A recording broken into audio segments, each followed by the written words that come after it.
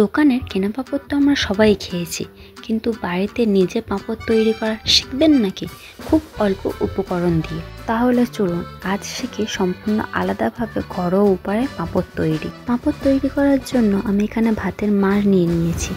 Batter তৈরি করার জন্য ভাতের মাড়ের মধ্যে 4 চামচ ময়দা দিয়ে ভালোভাবে পাঁপড়ের ব্যাটারটা তৈরি করে নিতে হবে, যাতে না ভেতরে কোনো গুটুলি না পাকিয়ে যায়।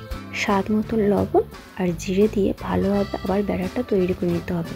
আমি এখানে জিরে ব্যবহার করেছি, আপনারা চাইলে কালো তিল বা জোয়ানও ব্যবহার করতে পারেন।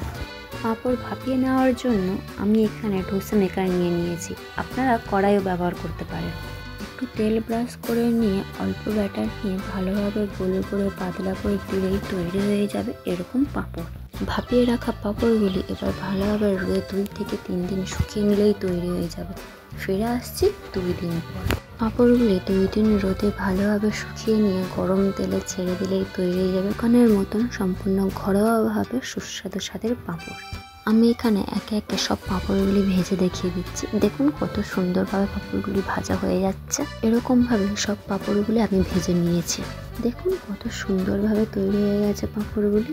দেখতে যতটা না সুন্দর, খেতে তার থেকেও বেশি সুস্বাদু। এইরকম মজার মজার রেসিপি পেতে হলে আমাদের ফেসবুক পেজটিকে ফলো দিয়ে রাখুন। ভিডিওটি ভালো লেগে থাকলে লাইক, কমেন্ট, শেয়ার করতে ভুলবেন না।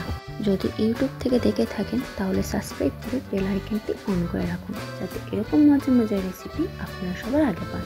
ভিডিওটি শেষ পর্যন্ত দেখার জন্য ধন্যবাদ।